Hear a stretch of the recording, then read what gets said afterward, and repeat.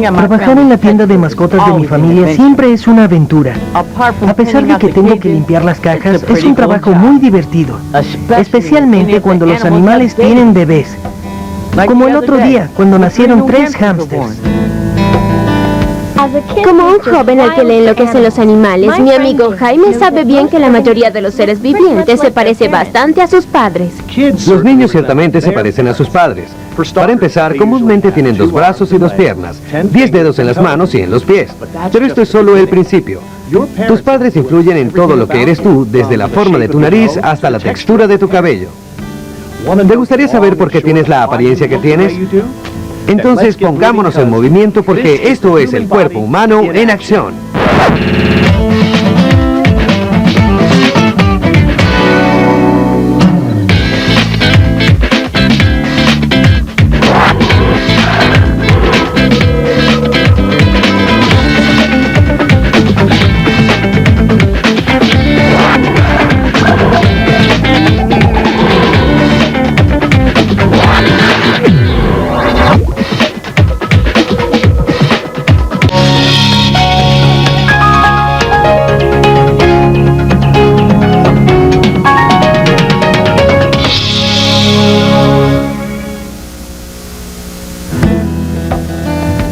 Trabajar en la tienda de mascotas de mi familia siempre es una aventura. A pesar de que tengo que limpiar las cajas, es un trabajo muy divertido, especialmente cuando los animales tienen bebés. Como el otro día, cuando nacieron 3 hámsters. Como un joven al que le enloquecen los animales, mi amigo Jaime sabe bien que la mayoría de los seres vivientes se parece bastante a sus padres. Los niños ciertamente se parecen a sus padres. Para empezar, comúnmente tienen 2 brazos y 2 piernas, 10 dedos en las manos y en los pies. Pero esto es solo el principio. Tus padres influyen en todo lo que eres tú, desde la forma de tu nariz hasta la textura de tu cabello. ¿Te gustaría saber por qué tienes la apariencia que tienes? Entonces pongámonos en movimiento porque esto es el cuerpo humano en acción.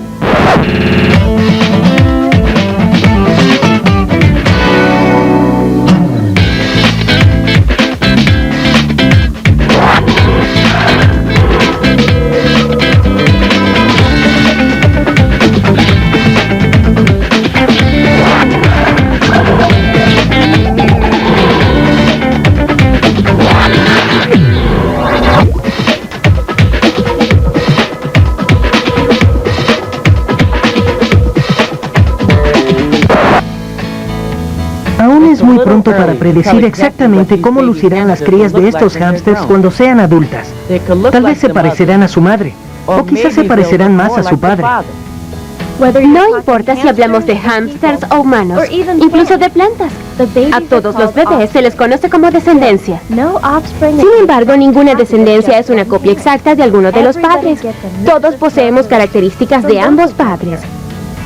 Por esta razón puedes tener la boca de tu mamá y los ojos de tu papá. Lo que define quién eres como individuo es conocido como rasgos. Y los rasgos que pasan de los padres a los hijos se reciben el nombre de rasgos hereditarios. Como la forma de tus orejas, tu estatura y el color de tus ojos. ¿De dónde provienen estos rasgos? Los rasgos son heredados y transmitidos de generación en generación. Y todo esto empieza con los bloques microscópicos donde reside la vida, las células. Tu cuerpo está conformado por billones de células. El centro de control de la célula es el núcleo. Y dentro de cada núcleo existen unos diminutos manuales de instrucciones llamados genes. Los genes no se encuentran flotando libremente, sino que están contenidos en estructuras llamadas cromosomas. Cada célula de un cuerpo humano normal posee 46 cromosomas, y cada cromosoma humano puede incluir hasta 1000 tipos diferentes de genes. Los genes son los que transmiten los rasgos hereditarios de los padres a los hijos. Por esta razón, el estudio de cómo ciertos rasgos pasan de generación en generación recibe el nombre de genética. Todo el proceso recibe el nombre de herencia, y aprender de la herencia nos permite conocer más sobre nosotros mismos. Tomemos ahora los libros de historia y viajemos al pasado del cuerpo humano. Durante miles de años, los seres humanos han cruzado plantas y animales para hacerlos más fuertes y rápidos. Pero fue solo en 1860 cuando alguien pudo revelar el secreto de cómo funciona la herencia. Se trataba de un monje austríaco llamado Gregorio Mendel, cuyos sorprendentes experimentos con plantas de guisantes cambiaron la manera en que las personas se veían entre sí. Mendel quería saber cómo se transmitían el tamaño del tallo o el color y la forma de la semilla de una generación de plantas a otra. En conjunto, a los rasgos que puedes observar en un organismo se les conoce como fenotipo. En las personas, rasgos como el cabello y el color de los ojos pertenecen al fenotipo de una persona. Y aun cuando las personas pueden tener muchos rasgos similares, el fenotipo de cada uno es único.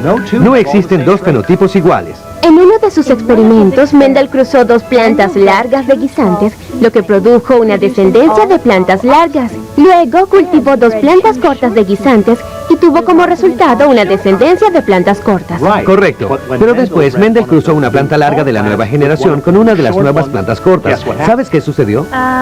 ¿Obtuvo semillas para plantas de tamaño medio? Eso es exactamente lo que las personas pensaban en los días de Mendel. Por ejemplo, se creía que de un padre alto y una madre pequeña podían salir hijos de tamaño medio. Parece lógico, pero no es así. En el experimento de Mendel, la siguiente descendencia de plantas fue de tallos largos. ¡Sorprendente! Sí, y aún hay más cosas sorprendentes. Cuando la tercera generación de plantas largas se cruzó, la siguiente generación resultó en una mezcla de plantas largas y cortas. ¿Cómo pudo pasar? Eso fue lo que intrigó a Mendel, quien luego formularía teorías que hasta el presente constituyen la base de la genética. La primera teoría de Mendel sostenía que los genes se heredan por pares, uno de cada padre. Entonces, ¿una planta progenitora aportará el gen alto mientras la otra aporta el gen corto? Exacto. Y recuerda que existen genes para todos los rasgos que se pueden heredar, no solo para el tamaño. Todos estos genes en conjunto conforman el genotipo de un organismo. Los humanos suman aproximadamente 30.000 pares de genes en su genotipo total. Vaya, genotipo, fenotipo. ¿Cómo hago para no confundirme? Recuerda que los genes configuran el genotipo, la configuración genética de un organismo. Pero un genotipo no se puede ver, solo constituye el manual de instrucciones. Los rasgos que sí puedes ver o apreciar en algún modo son parte del fenotipo. Es sencillo. Ahora, cuando Mendel cultivó una planta larga con una corta, la descendencia resultó larga. Sin embargo, él sabía que todas poseían un gen de cada padre, uno para largo y uno para corto. Esta conclusión condujo a la segunda teoría importante de Mendel. El gen para largo heredado de un progenitor era más fuerte que el gen para corto. Hoy en día, los científicos conocen al gen más fuerte como gen dominante. La otra mitad del par de genes es conocida como gen recesivo. Debido a que estos genes producen los rasgos, podemos decir que existen rasgos dominantes y rasgos recesivos. Si los genes de los rasgos son iguales, como por ejemplo dos genes altos dominantes y dos genes cortos recesivos, la descendencia será descrita como raza pura.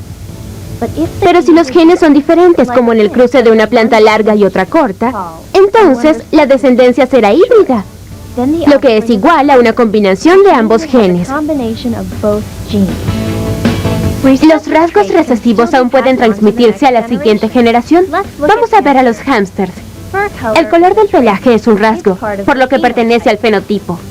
Las instrucciones contenidas en las células que crean el color del pelaje son parte del genotipo. En los hámsters, el color oscuro es recesivo, mientras que los colores claros son dominantes. Estos son mis dos hámsters favoritos. Pimienta de color oscuro y Arena de color claro. Si tuvieran bebés, me pregunto de qué color saldrían. Todo depende de los genes que Arena y Pimienta hayan heredado de sus padres. Pimienta es de raza pura, es decir, que posee dos genes para el color oscuro. Arena también es de raza pura. Él tiene un par de genes para el pelaje de color claro. Vamos a facilitar este ejercicio con un cuadro de Punnett. ¿Cuadro de qué? Un cuadro de Punnett. Lleva ese nombre por Reginaldo Punnett, un científico inglés que estudió las teorías de Mendel. A principios del siglo XX, Punnett ayudó a probar que las teorías de Mendel estaban en lo cierto. Un cuadro de Punnett es un diagrama que muestra todas las combinaciones posibles de un rasgo en particular como resultado de la unión de los dos padres. ¿Como los padres de Jaime? Exactamente. En un cuadro de Punnett, el rasgo dominante siempre se escribe en letras mayúsculas, mientras que el rasgo recesivo va en letras minúsculas. Utilizaremos la letra F para analizar el color del pelaje. El lado izquierdo del cuadro de Punnett representará el color del pelaje de nuestro hámster femenino Pimienta.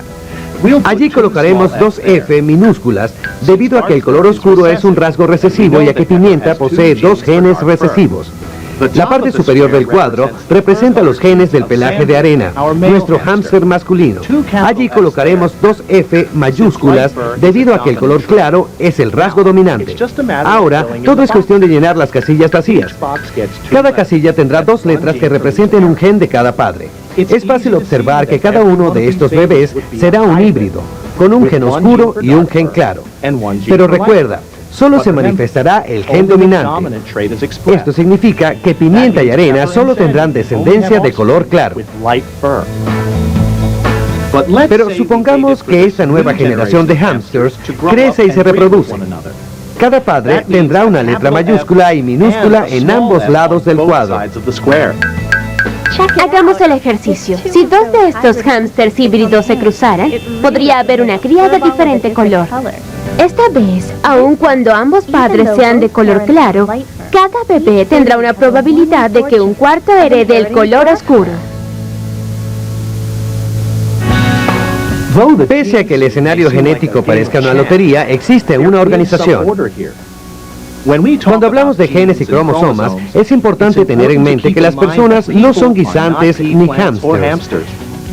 La mayoría de los rasgos humanos no es tan sencilla como el color de los hámsters o las plantas que Mendel estudió. Nuestros genes no solo se debaten en una situación de claro oscuro o de largo corto, sino que interactúan de manera compleja.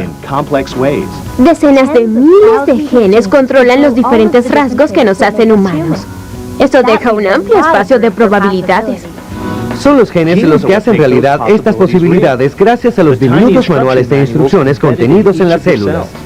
¿Cuáles son las instrucciones que dictan?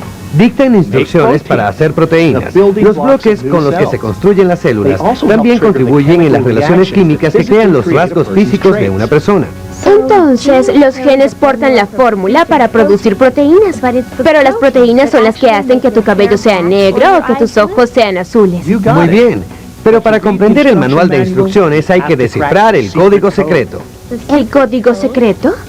Amigos, déjenme presentarles a la esencia misma de los genes y los cromosomas, el guardián del código, el único, el inimitable, el ácido desoxirribonucleico.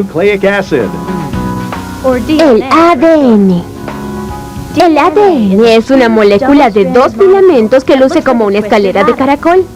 Los genes y cromosomas están hechos de ADN y diferentes secciones de ADN crean genes diferentes. Todos estos genes juntos forman los cromosomas. Cuando se trata de cromosomas, la cantidad no determina la calidad. El número de cromosomas de un organismo no hará que éste sea más inteligente, grande o complejo. Por ejemplo, un gato tiene 19 pares de cromosomas y un perro tiene 39. Quizás piensas que esto se deba a que los perros son más grandes. Pero ¿cómo explicas que los caballos y los hámsters tengan cada uno 32 pares de cromosomas? Y un pez dorado posee 47 pares de cromosomas, más que cualquier otro animal. Incluso más cromosomas que los humanos. Así es. Los humanos tienen 23 pares de cromosomas, lo que da un total de 46. Si cada célula humana tiene 46 cromosomas, ¿por qué un bebé no tiene el doble de cromosomas? A fin de cuentas, son 46 por cada padre. El cuerpo se encarga de eso mediante unas células especiales llamadas gametos que contienen solo 23 cromosomas. Los gametos se producen mediante un proceso llamado meiosis, de donde surgen 4 células a partir de una. Imagínatelo de esta manera, la mayoría de las células humanas tiene 46 cromosomas, pero para hacerlo fácil empezaremos con solo 4. Durante la meiosis, el ADN de la célula se duplica y aumenta la cantidad de los cromosomas. Luego, los cromosomas que no se parecen se alinean en parejas. Después de esto, los cromosomas se separan y la célula se divide, formando dos nuevas células. Finalmente, los cromosomas de estas dos células vuelven a separarse y las células se dividen de nuevo. El resultado son 4 células nuevas, los gametos. El gameto femenino recibe el nombre de óvulo y el masculino de espermatozoide. Cada uno contiene la mitad de los genes que portan las demás células del cuerpo. Es durante la meiosis que se seleccionan los genes para cada rasgo de los padres. Debido a que los rasgos que heredamos dependen del código específico del ADN, decidimos visitar a nuestro científico estrella de hoy, el Dr. Richard Fishel. Gracias a la alta tecnología y a investigaciones de avanzada, el Dr. Fishel ha conducido al terreno de la genética a una dirección que Gregorio Mendel jamás hubiera imaginado. Soy Richard Fishel y soy un investigador de la genética. El ADN es el ácido desoxirribonucleico. El ADN es el portador de nuestra información hereditaria. Todos nosotros nos parecemos a nuestros padres de alguna u otra forma. Tenemos un color de ojos similar y la forma de la nariz parecida. Todo esto está codificado en el ADN. Cuando observamos todos los genes que poseen los humanos en la Tierra, todos somos idénticos en un 99.99%. Tan solo poseemos ligeros cambios que nos hacen un poco diferentes y que nos impulsan a actuar de un modo algo distinto. El código del ADN está conformado por un alfabeto muy específico: A, T, G y C. La A significa adenina, la T, timina, la G es guanina y la C es citosina. Estos códigos alfabéticos conforman la cadena de ADN y la forma en que están organizados en el ADN es lo que escribe el libro de la vida. Por grupos de 3 se puede determinar cuál proteína será la siguiente. Y ahí es donde el juego se hace divertido. Para obtener de un código de ADN los rasgos que nos hacen lo que somos, es necesario tener mensajeros. Una vez codificado en el mensajero, el material genético puede ser usado para crear una proteína.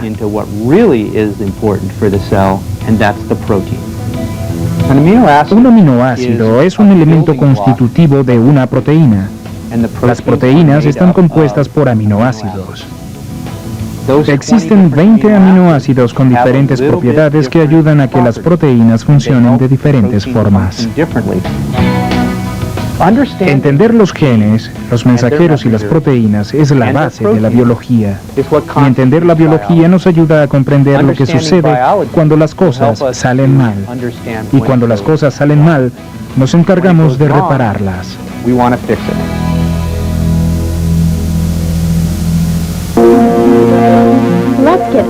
Vamos a conocer en persona el ADN con un experimento. Para este experimento necesitarás una fuente de ADN, como por ejemplo los guisantes secos.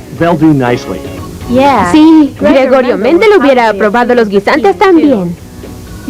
También necesitarás varios cilindros graduados, agua, un colador, varios vasos precipitados de 250 mililitros, un vaso precipitado de 50 mililitros, alcohol isopropílico, sal comestible, ablandador de carnes, lavaplatos líquido y un par de cucharas para remover. El ablandador de carnes y el lavaplatos líquido nos ayudarán a extraer el ADN de los guisantes. También debes tener un cuaderno y un lápiz a mano para registrar tus observaciones. Finalmente, deberás estar con un adulto que te supervise, porque también deberás utilizar la licuadora. Muy bien, empecemos. Dentro de la célula, el ADN está protegido por membranas. Estas membranas están hechas de grasa, entre otras cosas. Para liberar el ADN, debemos eliminar la grasa de estas membranas. El ADN también está protegido por una capa de proteínas que se encuentran dentro del núcleo de la célula. Tu misión consiste en separar la grasa y las proteínas para liberar el ADN contenido dentro de las células de tus guisantes. Primero, debes preparar 2 soluciones. Para hacer tu primera solución, toma el vaso precipitado número 1 y vierte sal en él. Luego, calcula 90 mililitros de agua destilada y añádela a la sal. Remueve bien hasta que la sal se disuelva. Ahora, añade 10 mililitros del lavaplatos líquido y remueve con suavidad hasta que se mezcle bien. Guarda esta solución. Ahora debemos crear una solución que nos ayude a romper la barrera de proteínas. Correcto. Y para hacerlo, utilizaremos el ablandador de carnes que contiene enzimas que pueden desintegrar las proteínas. Así que, vierte 5 gramos de ablandador de carnes con 95 mililitros de agua destilada en el vaso precipitado número 2. Una vez más, mezcla bien la solución y guarda el segundo vaso precipitado. Llegó la hora de los guisantes. Colócalos en la licuadora y añade 100 mililitros de agua destilada. Licúa los guisantes por 30 segundos a la velocidad más alta. Parece como si estuviéramos haciendo sopa de guisantes. Eso parece. Ahora, vierte toda tu sopa de guisantes en un vaso precipitado. Calcula 50 mililitros y viértelos de nuevo en la licuadora. Añade 100 mililitros de la solución de detergente y la sal comestible contenida en el vaso precipitado número 1.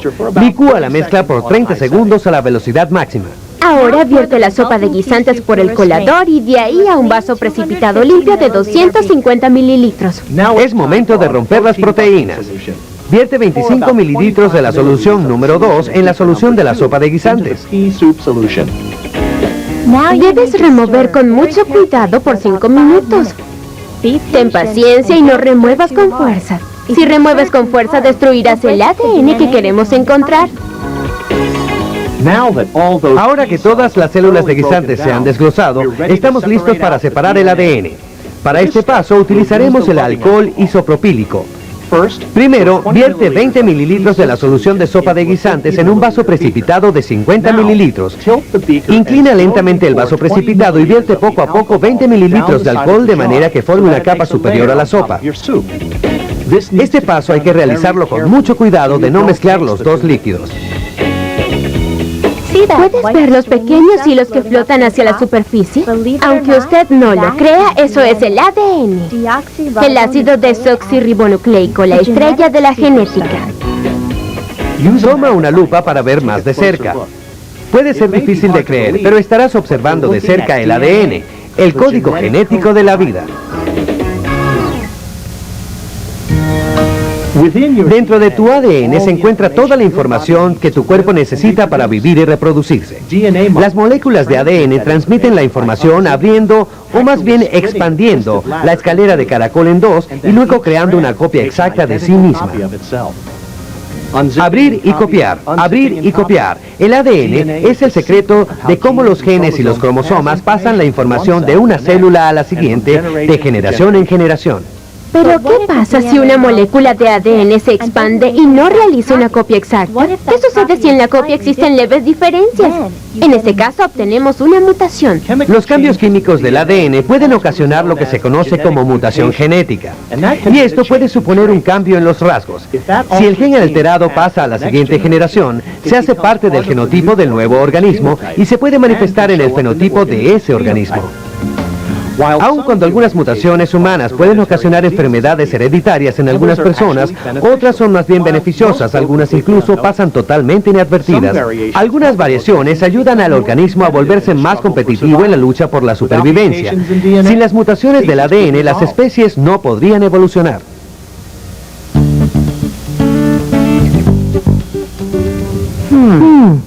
Me pregunto qué clase de bebés tendrá esta pareja. De algo sí puedes estar seguro. Sus hijos heredarán los genes por pares, uno de cada padre. Y sabemos que los rasgos que se pueden apreciar constituyen el fenotipo. Pero la combinación real de todos los genes representa el genotipo. Los genes humanos están ubicados en 23 pares de estructuras llamadas cromosomas dentro de un núcleo ubicado dentro de todas y cada una de las células de nuestro cuerpo. Como pequeños manuales de instrucción, los genes les dan las órdenes a las células para que éstas creen las proteínas necesarias. El guardián del código es el ADN, de lo que están hechos los genes y los cromosomas. Expandiéndose y copiándose a sí mismo, el ADN porta las instrucciones para nuestro desarrollo. ¡Qué bebés más sorprendentes! Ellos son el maravilloso resultado de los genes y la herencia, el par que mantiene al cuerpo humano en acción de generación en generación.